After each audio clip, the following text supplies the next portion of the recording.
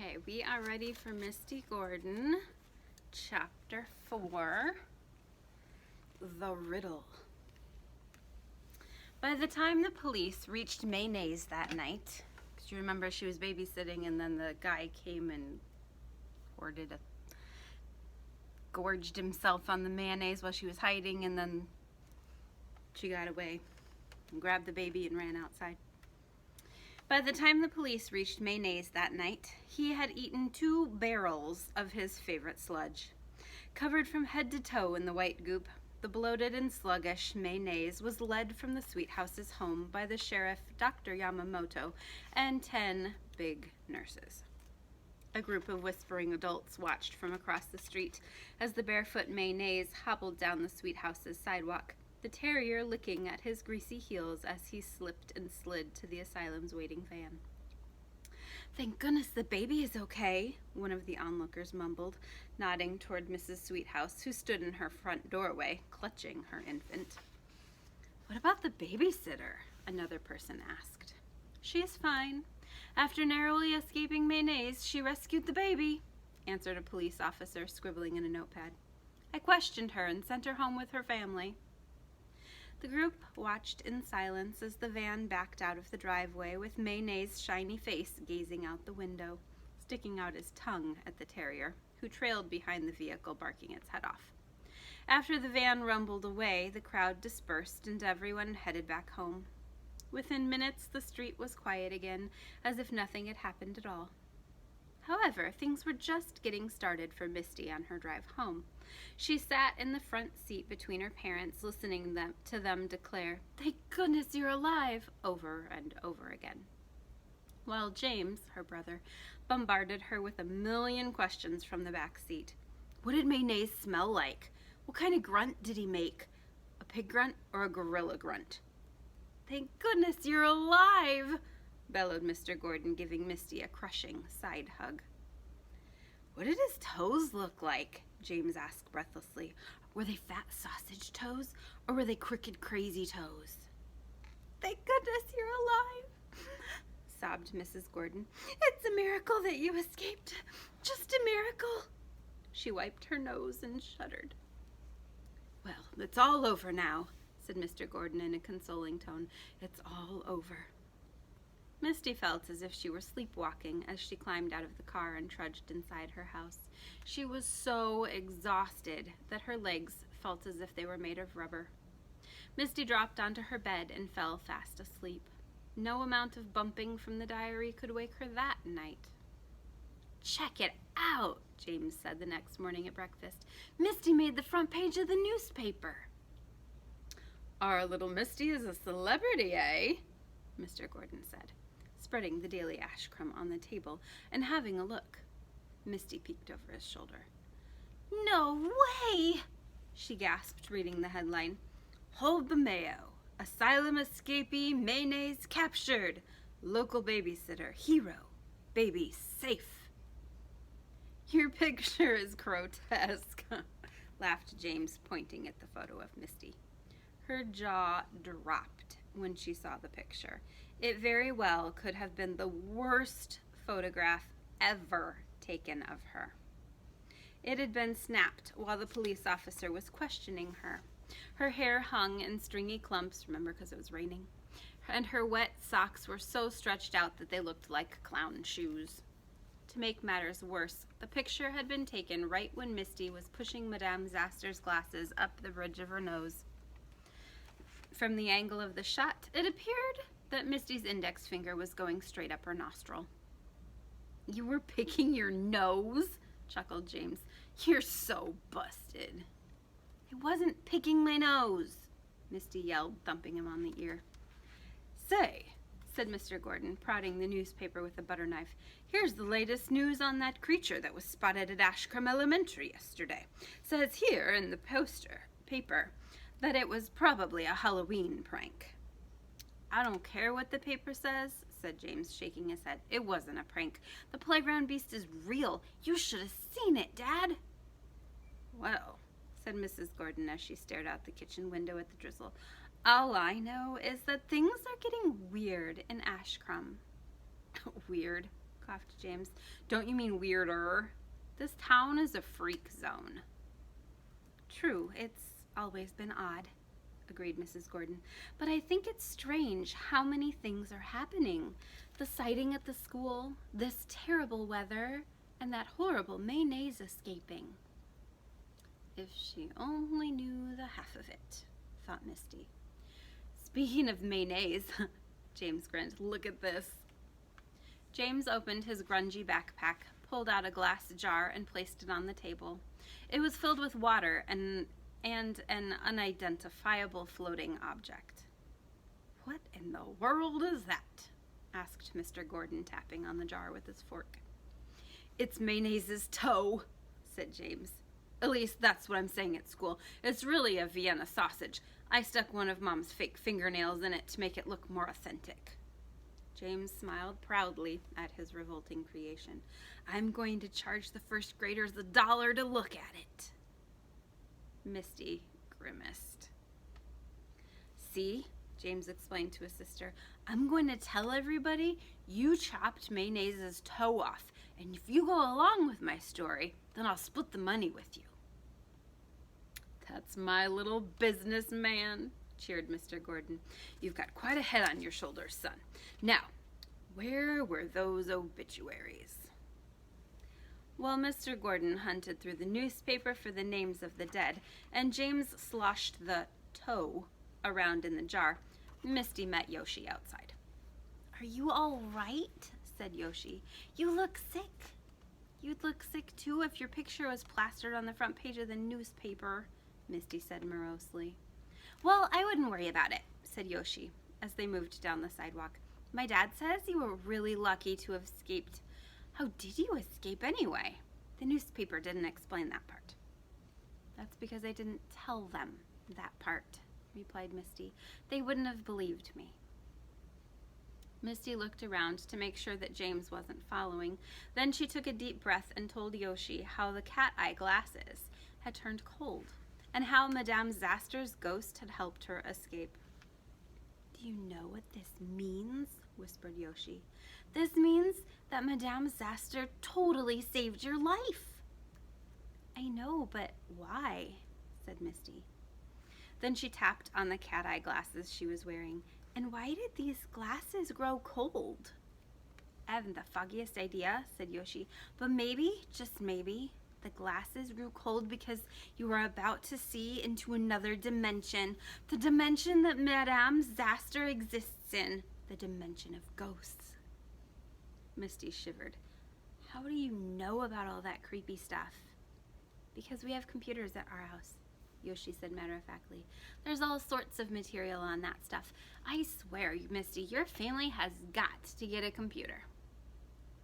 Dad doesn't like computers, mumbled Misty. Oh, that's right.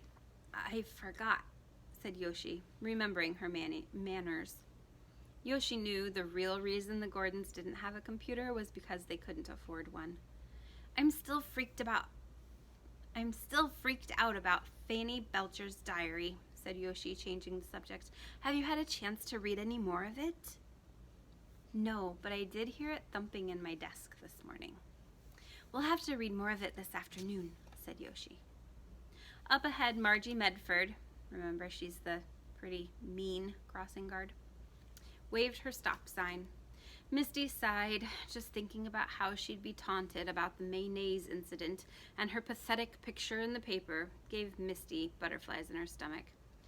I could either turn around and run back home or march forward and face misery, Misty thought to herself just as Medford caught sight of them. Misty didn't have a chance to decide. The crossing guard was on top of the girls. Move it, move it, move it, you bunch of pea brains! Medford called, brandishing her stop sign like a sword fighter. The girls joined the bustling herd of students and stampeded quickly across the street, leaving little Jimmy Wynn behind, his pink ears drawing Medford's attention. Medford rushed up to Jimmy and cuffed him on both ears, sending him rolling into some bushes. Good grief, gulped Misty. Was this terror a foreshadowing of things to come? What horrors awaited her inside school? Her newspaper picture and her nutty cat-eye glasses. Oh, she was doomed. She ducked inside the school, nervously drawing her hands up and down the strap of her bag, waiting for the teasing to begin. She didn't have to wait long, for here came Alexis Lennox and her smirking friends. "Nice glasses, hero," jeered Alexis, giving Misty a poke in the ribs. "We all just loved your picture in the paper." Misty and Yoshi turned away and headed in the opposite direction. "Hey, Vulture!" cried Alexis loudly, causing people at their lockers to look. "I got a message for you. Hold the mayo!" Snickers, that means laughs, passed through the hall as Misty waded past, keeping her head down. "Don't let it get to you," Yoshi said. But that was easier said than done. Try as she might to concentrate in her morning classes, while Mrs. Hale, the math teacher, went over questions, and then in social studies, when Mrs. Lane discussed the origin of the jack-o'-lantern, Misty couldn't get the recent bizarre events out of her mind. And as if discovering a freaky diary, meeting a ghost, being stalked by a haunted mink coat, and then being attacked by an asylum escapee weren't enough, she had to contend with jeering at school. That means teasing.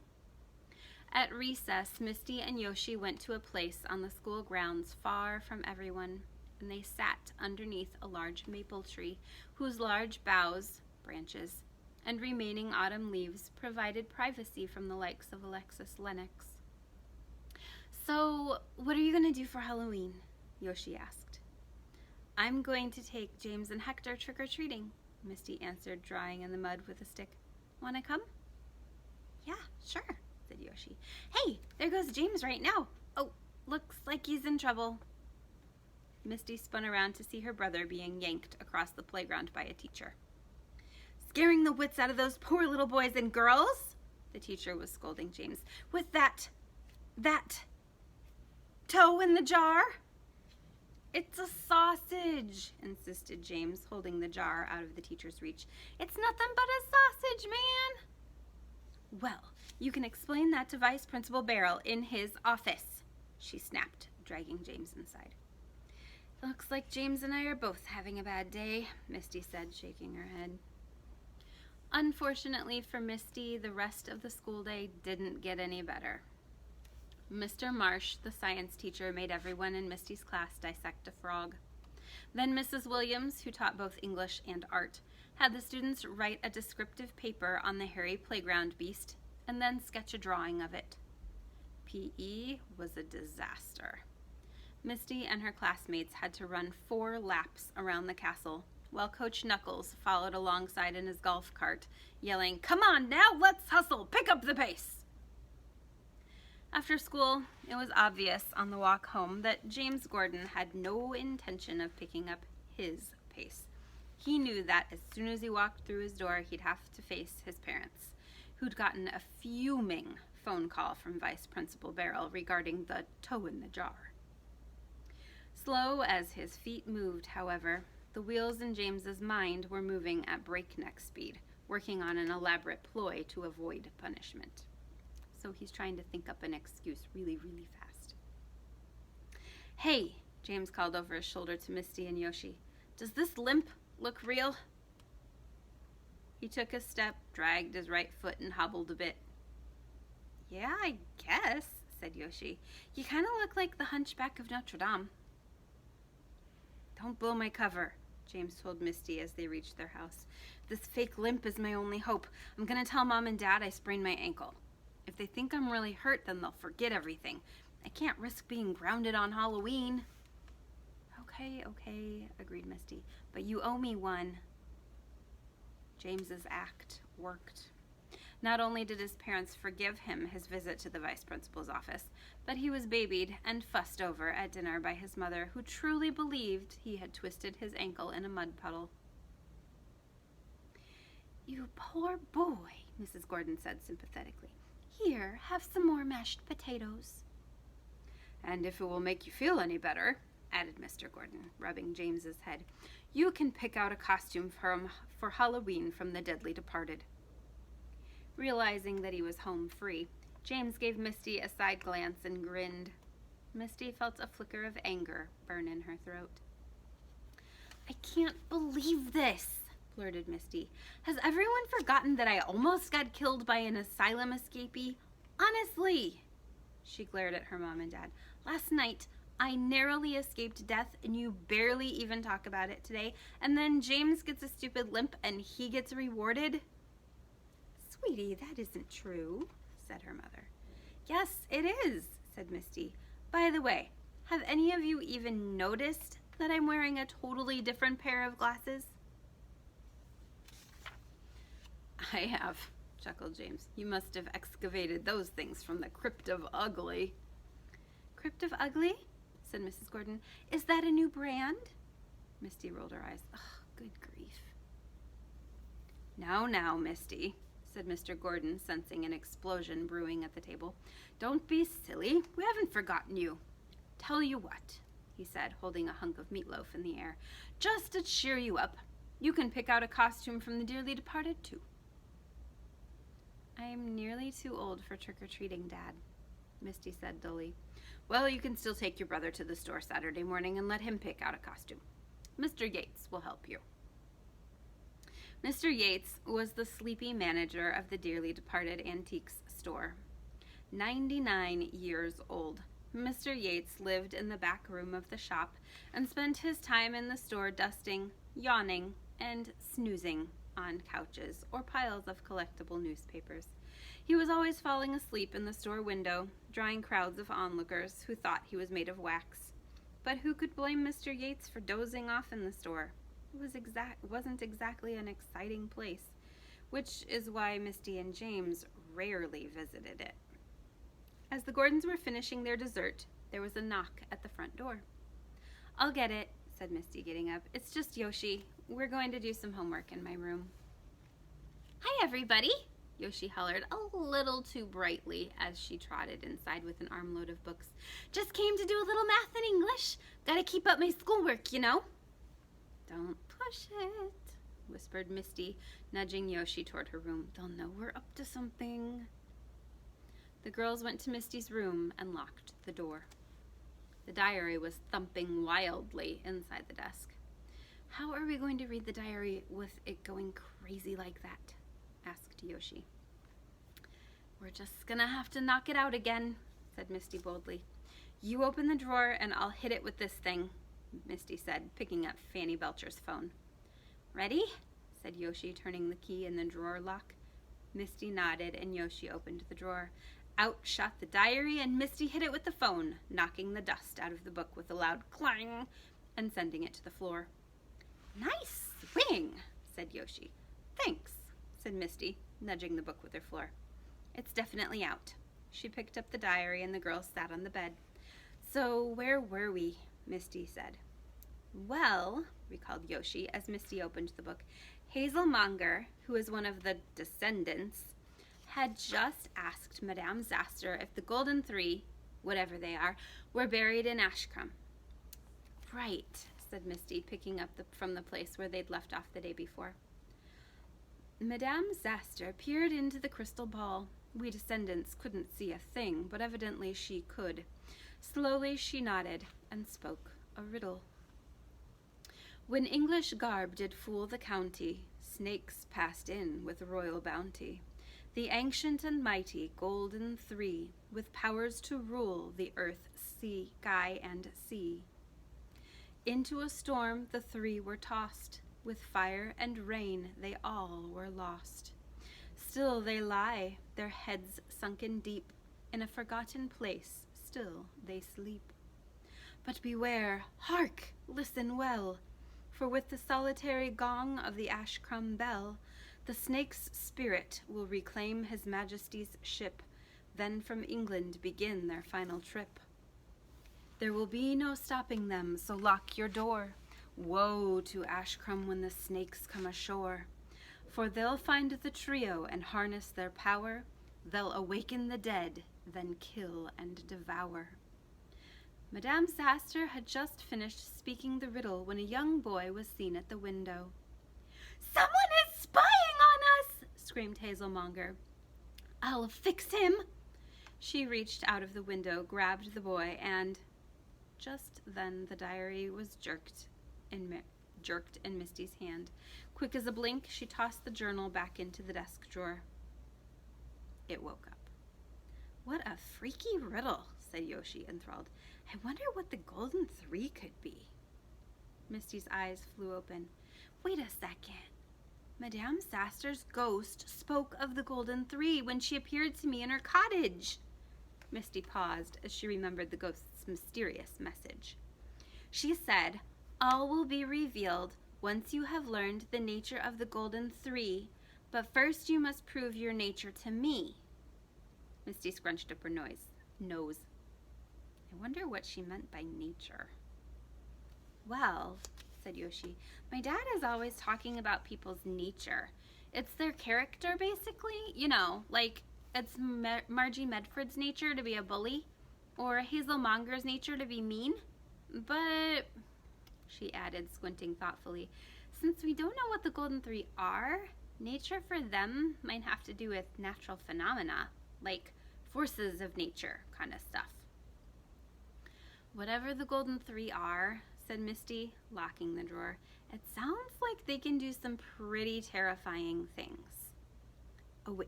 Awaken the dead, kill and devour, said Yoshi jokingly, with a spooky tone to her voice. But Misty wasn't much amused. There was something about the riddle that made her very uneasy. Who do you think the snakes are? Asked Yoshi. And that boy, the boy who was spying on the seance, I wonder who he was. Who knows, said Misty, but I'll tell you one thing, we're going to get to the bottom of it. That's the end of chapter 4. So here's your assignment for today. I want you to tell me what you think the Golden Three could mean. And do you think Yoshi and Misty are going to be able to solve this mystery and figure out what the riddle is? What do you think the Golden Three means? And do you think Yoshi and Misty will be able to figure out the mystery or the riddle? Let me know what you think.